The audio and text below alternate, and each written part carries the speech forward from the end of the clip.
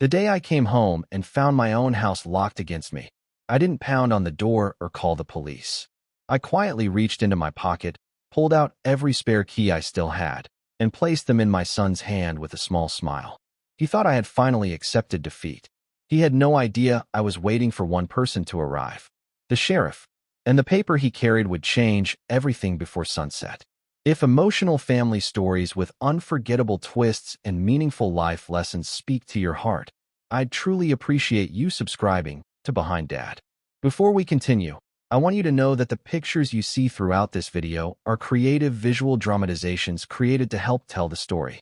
They are not real photographs from my family's life. My name is James. My wife, Margaret, and I spent 35 years paying for that little white house.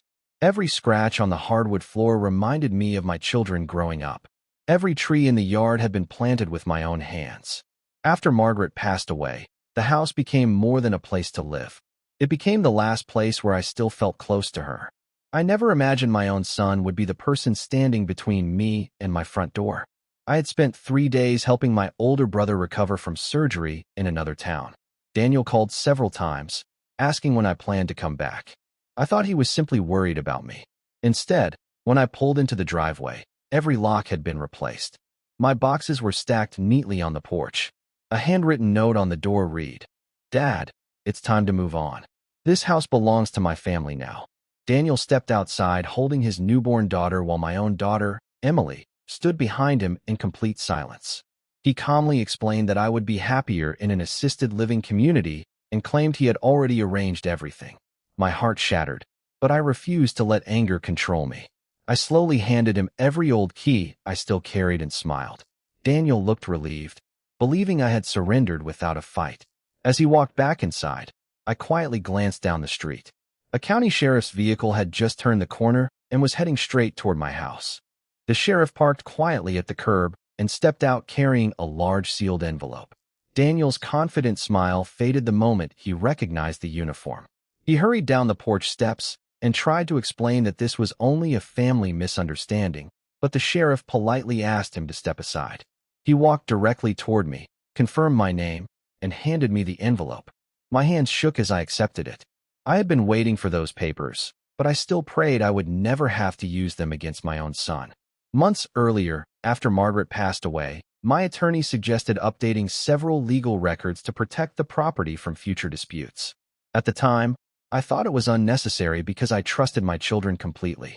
Still, I signed the paperwork because Margaret always believed it was wiser to prepare for storms before the clouds appeared.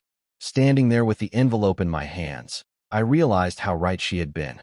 The sheriff calmly asked if he could enter the property with my permission. Before I answered, Daniel interrupted again. He insisted the house had already been transferred to him and claimed I had promised it would someday belong to his family. Hearing those words felt like another knife in my heart. I had promised him love, guidance, and support. I had never promised him my home while I was still living in it. I slowly opened the envelope. Inside were certified property records, a notarized statement, and one handwritten letter from Margaret. Before I could finish reading the first page, Daniel's face turned pale. He recognized Margaret's handwriting immediately.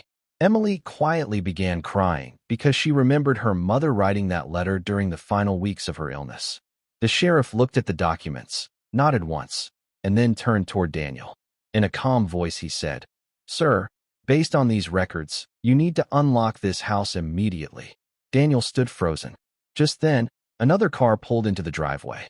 My attorney stepped out holding one final file and quietly said, "James, there's one more truth your children have never been told." The entire street seemed to fall silent as my attorney, Michael, walked toward us carrying a thick blue file. Daniel stood beside the porch without saying a word. Emily quietly wiped tears from her face, and I felt my own heart breaking. I never wanted my children to see me standing with a sheriff outside the home where they had grown up. But some lessons arrive only after trust has been broken. Michael greeted the sheriff, then opened the file on the hood of the patrol vehicle. Inside were the original deed, certified trust records, and another sealed letter from Margaret. He explained that years before her illness became serious, we had created a living trust to make sure I could live in the house for the rest of my life, without anyone forcing me out. After my passing, The property would be divided according to clear legal instructions. Until then, no child, relative, or future spouse could claim ownership or change the locks without my written consent. Daniel finally admitted the truth. His business had been drowning in debt for nearly a year. A lender told him that if he could prove control of the property, he might qualify for a large refinancing package. Instead of asking me for help, he convinced himself that changing the locks would pressure me into leaving quietly. He kept telling himself he would fix everything later. Listening to him, I realized fear had slowly turned my own son into someone I barely recognized. Michael carefully opened Margaret's final letter. She wrote that love should never be measured by what parents leave behind, but by how children treat them while they are still alive. She also revealed something none of us expected. Months before she died, Daniel had privately apologized to her for thinking about using the house to solve his financial problems. She forgave him, but warned that if he ever chose greed over family again, the truth would eventually catch him. Daniel lowered his head and began to cry.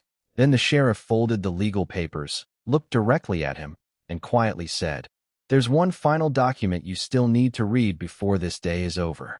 Daniel took the final document with trembling hands.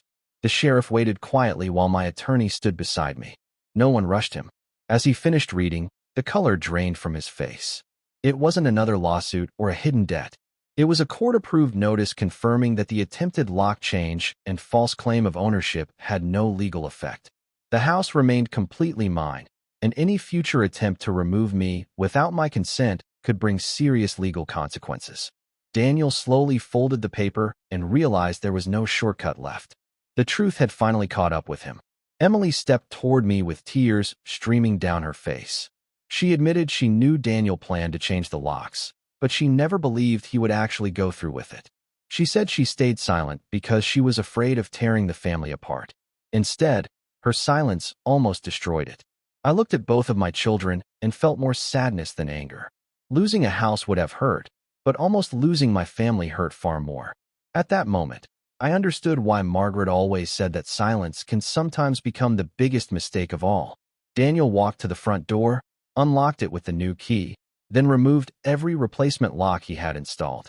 He handed me the keys without saying a word. This time, I didn't smile. I simply walked inside my home, placed Margaret's photograph back on the fireplace where it belonged, and quietly thanked her for protecting me even after she was gone. Over the following months, Daniel accepted responsibility, worked through his financial problems honestly, and slowly earned back the trust he had broken. It wasn't easy, but real change never is. Today, every time I lock my front door, I remember that painful afternoon. Not because I fear someone taking my home again, but because I never want to forget how quickly pride can destroy a family. If this story touched your heart, please leave a comment because your words may encourage someone to choose honesty before it's too late. Share this story with someone who believes parents deserve love, respect, and dignity. Thank you for spending this time with me on Behind Dad. Remember, the strongest home is never built with bricks alone. It is built with trust, and once trust is broken, only truth and humility can rebuild it.